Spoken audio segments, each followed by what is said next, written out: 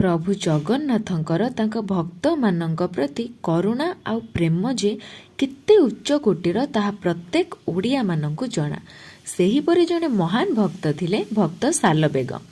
कुहंती सालबेगंक पाई प्रभु निज नंदी घोषकु अध रास्तारे अटकेई देइथिले। किंतु कौन पाई? 1700 शताब्दीर कथा। चलीथिला औरंगजेबकर शासन काल। तार गोटे सुबेदार थिला जार नाम थिला लालबेग। गोटे थर लालबेग कटकरू पुरी रास्तारे जाउथिला। बाटरे गोटे नदी पड़िला। नदी कूଳରେ किछि स्त्री माने स्नान करुथिले। किंतु लालबेग को सेठारे देखि समस्ते सेठारु दौड़ी पळेइले। किंतु गोटे विधवा ब्राह्मणी लालबेगर हाबुडरू खसिकी जाई परिला नाही। निजकू बंचेइबाकू जाई से लालबेग आगरे हाथ जोड़ी कहिला, मु बाल्य विवाह करिथिबा जणे विधवा ब्राह्मणी, मते दया करी छाड़ी दियो। किंतु लालबेग तो गोटे निर्दय स्त्री लोभी राक्षस सिपाही थिला। ता पाखरु कौन बा करुणा आ दयार उपेक्षा करा जिवो। शेषरे लालबेग से ब्राह्मणी को निज सह उठेई नहीं गला।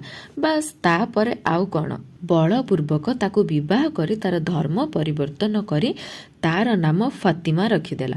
फातिमा पाखरु सालबेगर 5टी पुत्र संतान जन्म हेले। किंतु जनकू छाड़ी केही जीवित रही पारिलेनी। आउ सेई संतानर नाम सेमाने सालबेग रखिले। समयर चक्र धीरे धीरे गड़िबाकू लागिला। सालबेग युवान हेला। निज अब्बू माने बापांक सहित युद्धरे भाग नेबाकू लागिला। गोटे थर सालबेग निज पापा लालबेग सह युद्धरे जाइथिला। सेही युद्धरे बाप पुओ 2 जण बहुत आहत हेले। तांकर एमिति अवस्था देखि सालबेगर माँ अत्यंत दुखी होइगले एवं सेमानंकर सेवा शुश्रूषारे लागी पड़िले। किंतु जहा भगवान को इच्छा, लालबेग निज प्राण हारिदेला।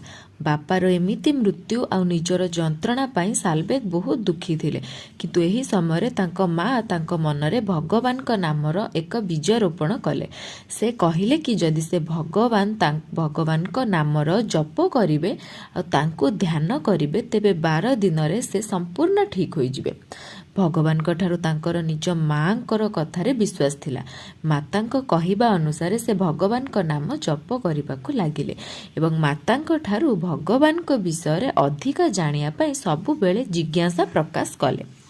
एहा सुनी तांक माँ कहिले, पुत्र वृंदावन चंद्र श्री कृष्ण ही परम भगवान अटंती। से ही परम सत्य। किंतु से ही भगवान श्री कृष्ण कली जुगरे पतित प्राणी मानकर सेवा करिबा हेतु ओडिशार पुरी ठारे श्री जगन्नाथଙ୍କ रूपरे तांको बड़ भाई बलभद्र आ भौणी सुभद्राଙ୍କ सहित पूजा पाउछंती। एहा सुनी सालबेग सबु बेले भगवान को नाम जप कले। आ हठात गोटे दिन सोईथिबा समय स्वप्न रे से भगवान जगन्नाथଙ୍କ दर्शन कले। जगन्नाथ तांको गोटे विभूति देई कहिले कि एहाकू लगेइले से संपूर्ण रूपे सुस्थ होई जिवे। हठात सालबेग को निद्र भंग हैला। आखि खोली देखंती तो तांको मुंड पाखरे गोटे पात्र रे विभूति थुआ हैछि। एहा देखि से आश्चर्य हेले। विभूति नै निज शरीर रे लेपन करिबारु तांकर सबु पीड़ा जंत्रणा सह शरीर रे थिबा क्षत भी भल होई गला। भगवान को करुणा देखि सालबेगर आखि रे लुह आसीगला। एही परि सालबेग को जीवन रे भगवत भक्तिर एक नुआ सूर्य उदय हैला। से निजर संपूर्ण जीवन भगवान श्री कृष्ण भजन कीर्तन रे लगेई देले। पुरी श्रीमंदिर रे रथयात्रा विषय सुनी तांकर पुरी धाम जाई श्री जगन्नाथ को देखिबार बहुत इच्छा थिला।